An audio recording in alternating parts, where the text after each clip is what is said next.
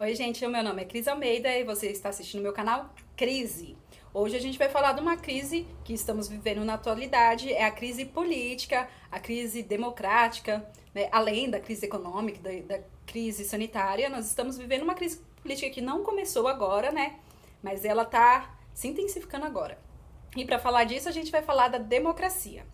Vamos começar falando sobre o entendimento maior do brasileiro de que a democracia é o direito do povo de escolher os seus representantes na urna. Isso é um fator democrático, lógico, mas é uma parcelinha bem pequenininha do que é democracia, né? O fato da gente ir nas urnas e votar em quem a gente acredita é só um pequeno parcela. Isso nem garante também que quem a gente escolheu vai defender o que a gente acredita, né? Quantas e quantas vezes nós somos enganados pelos políticos, né? Eu já fui enganada, eu já votei em pessoas que eu nem sei hoje porque eu votei, por causa de sei lá. Mas a gente é enganado também. E o fato da gente ir votar não significa que a democracia vai ser respeitada. Vamos falar bem grossamente da democracia brasileira, porque se a gente fosse falar de tudo que compõe a democracia, a gente ia ficar aqui horas e horas e dias e não ia dar conta de falar tudo. Bom, a democracia brasileira ela é dividida em três poderes: o legislativo, o executivo e o judiciário, três poderes. E com isso, o que isso representa? Representa que o presidente ele não é o poder absoluto, ele não tem a última palavra, ele não é quem decide as coisas, não é a caneta dele que decide tudo, né? Se fosse isso, a gente viveria um sistema absolutista ou ditatorial. Nós vivemos uma democracia parlamentar, então nós somos divididos, nosso poder é dividido em três: o executivo, que entra o presidente e os ministérios. O presidente, ele, é lógico, ele defende uma parcela ideológica daquelas pessoas que elegeram ele, né? É meio que absurdo achar que o presidente de direita vá agir como a população da esquerda sonha. Não é assim, né? E temos os ministros. Os ministros, eles são escolhidos pelo presidente, mas eles não trabalham para o presidente. Eles trabalham para a pasta. E eles devem ser escolhidos conforme o seu grau de capacidade de lidar com aquela pasta e executar os mecanismos democráticos daquela pasta. Por exemplo, o ministro da Justiça, ele tem que entender muito de justiça brasileira. Ele tem que ser apto a lidar com a justiça brasileira.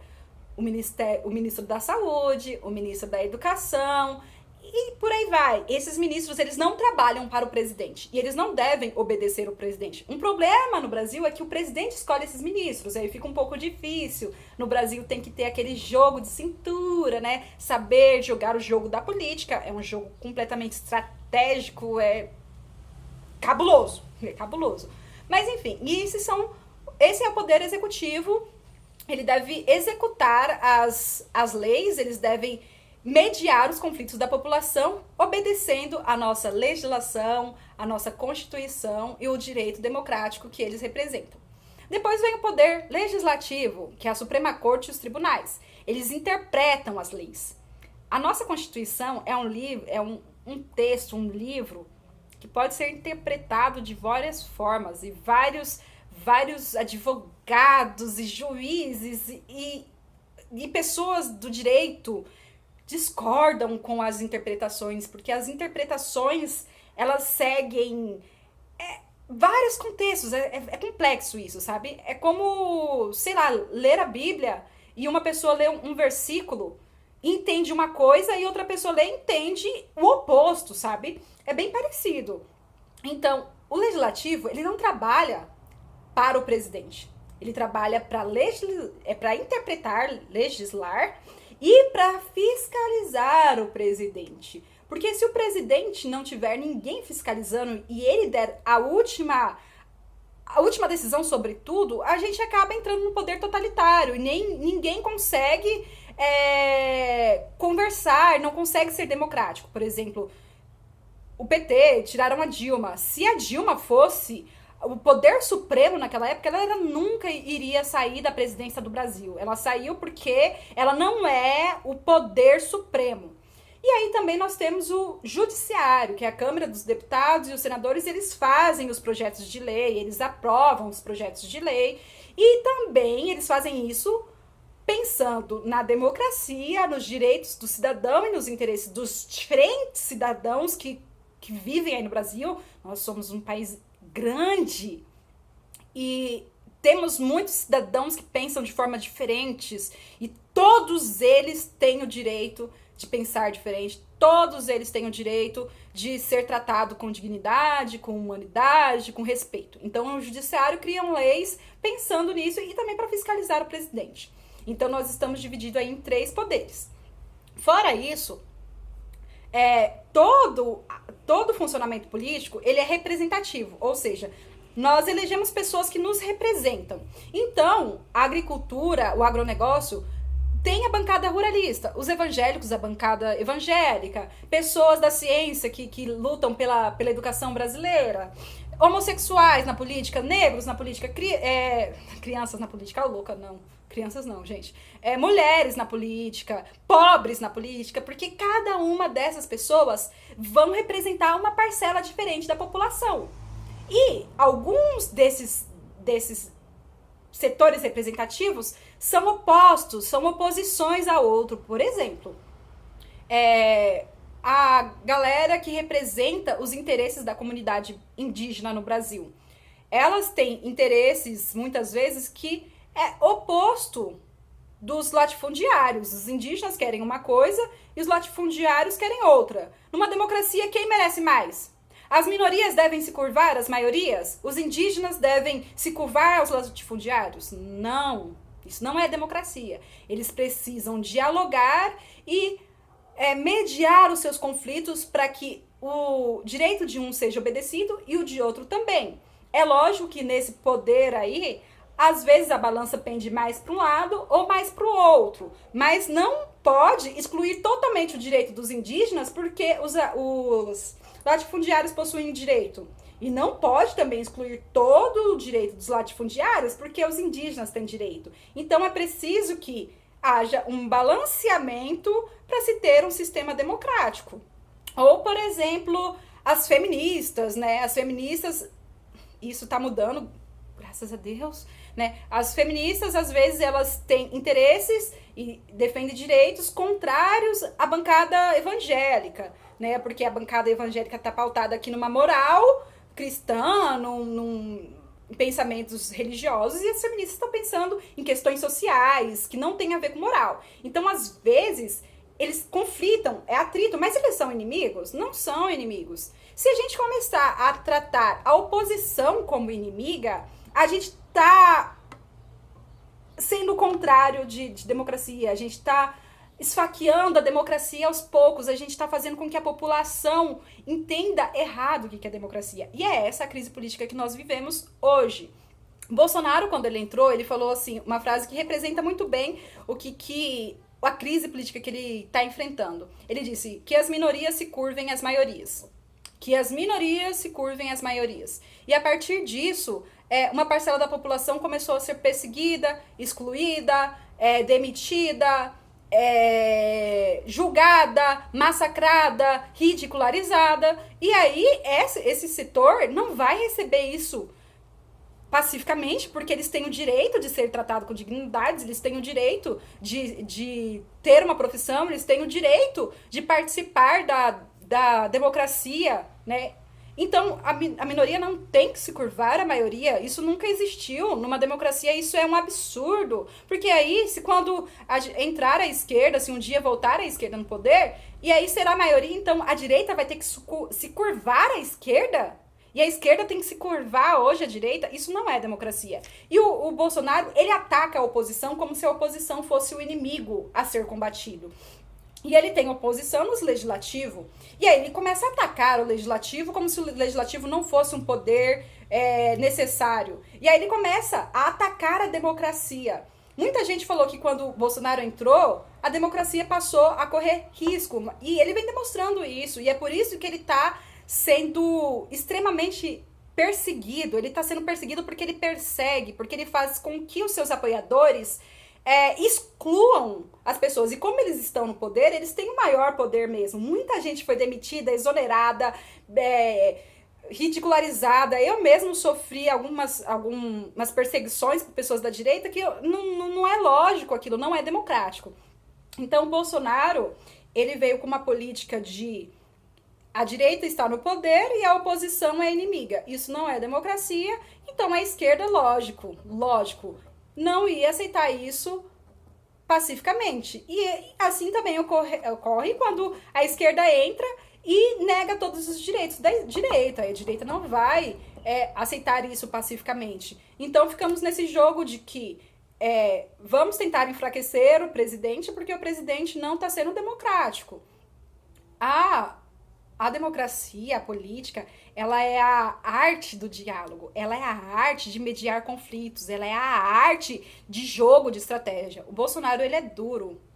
Ele fala para quem votou para ele e ele não dialoga com quem pensa diferente. Quem pensa diferente é atacado, a imprensa que pensa diferente é atacada, a liberdade é atacada, e aí ele coloca a população que defende ele contra aquela outra, né? E isso também aconteceu na esquerda na hora das eleições, isso é muito comum, que a população fica uma contra a outra, mas depois que as eleições acabam, isso deveria se dissipar, né? A população não deveria ser vista como inimiga. Como o Bolsonaro, ele é pouco político, ele não sabe a arte do diálogo, ele manda, então ele vai sofrer uma crise enquanto ele estiver na República, mandando na República, mandando entre aspas, ele vai ser perseguido mesmo, ele vai ser perseguido enquanto ele não se adequar ao que é a democracia, né? E aí é por isso que nós estamos nessa crise, é parte, né? É lógico que tem a questão do coronavírus, da corrupção. A corrupção não é uma coisa da esquerda, a corrupção não é uma coisa do direita. A corrupção é uma coisa que está presente na sociedade, desde a população até as igrejas, até o Congresso, está presente em todos os lugares. E o inimigo deveria ser a corrupção, não a esquerda. O inimigo deveria ser a desigualdade, não o pobre ou rico. O inimigo deveria ser a má distribuição de renda, não o lucro, né? E aí a gente tá nessa crise onde alguns criticam os ricos, outros criticam os pobres, chamam quem recebe Bolsa Família de vagabundo, artista de vagabundo, aí chama empresário de corrupto, e aí a gente fica nesse turbilhão de inimigos e a democracia só despenca por água abaixo. É preciso que a gente olhe com mais respeito ao que é democracia. É o direito do outro em ser completamente diferente de nós. E que as nossas diferenças elas sejam mediadas, balanceadas, em que às vezes um saia perdendo, mas que esse que saia perdendo não saia perdendo totalmente, que ele não seja excluído, né? Às vezes alguns interesses são melhores atendidos, às vezes outro, mas o mecanismo social, ele vai, assim, criando altos e baixos. Às vezes a população pobre melhora de condição, às vezes piora por causa das crises, às vezes os empresários estão lá no paraíso do faturamento e às vezes eles precisam recuar um pouco para dar mais direitos. Então é isso, né? Não é para ganhar. A democracia não é para um grupo ganhar. Não é um jogo de futebol. É uma mediação de conflitos e é uma mediação dos direitos. Todos têm direitos. Todo brasileiro tem direito e todo brasileiro deve ser respeitado, exceto quando há um ataque ao outro, né? Nós não devemos respeitar quem me ofende, quem tira a minha dignidade por eu pensar diferente, né? Isso não é liberdade, isso não é democracia. Democracia é respeitar o outro, não concordar com o outro, mas esse não concordar com o outro não significa atacar ele e dificultar a vida dele porque ele pensa diferente de mim, né? Aí isso daí entra o que nós chamamos de fascismo. O fascismo, ele nada mais é que uma série de pensamentos e práticas, tá, gente? Num sistema democrático dá para ter práticas fascistas, e as práticas fascistas são quando pessoas dominantes, elas constroem mecanismos e pensamentos que excluem pessoas que não participam do poder dominante. Aí um exemplo do que era o fascismo, o maior exemplo é quando Hitler, que estava no poder, ele acreditava que os alemães eram superiores aos judeus, então ele matava judeus, né? Isso é o auge do fascismo. Mas quando, por exemplo, a dominação cristã exclui e faz com que o bandistas e pessoas de religião afro ou de outras religiões sejam excluídas socialmente, que elas tenham direitos negados, elas sintam dificuldades de arrumar emprego, de segurança, que elas se sentem atacadas, isso é uma prática fascista, isso é um pensamento fascista.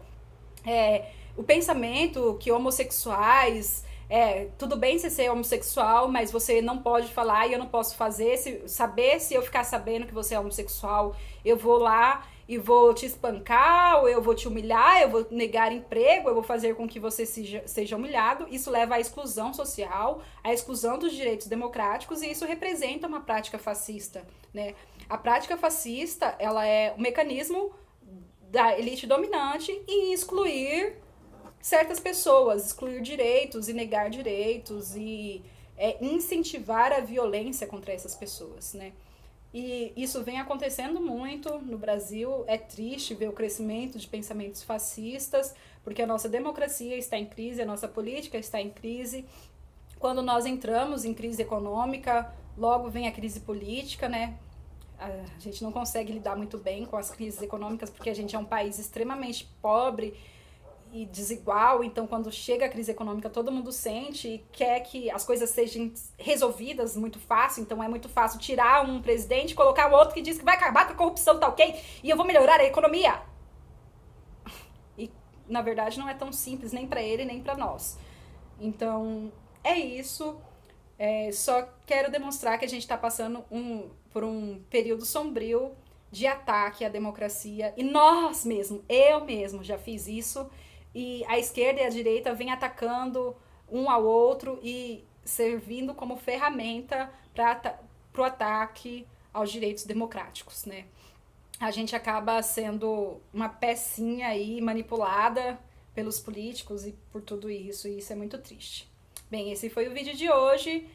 Mandem aí alguma sugestão, falem o que não ficou muito claro, se vocês quiserem debater, fiquem à vontade. Até a próxima, e esse foi o Crise de hoje.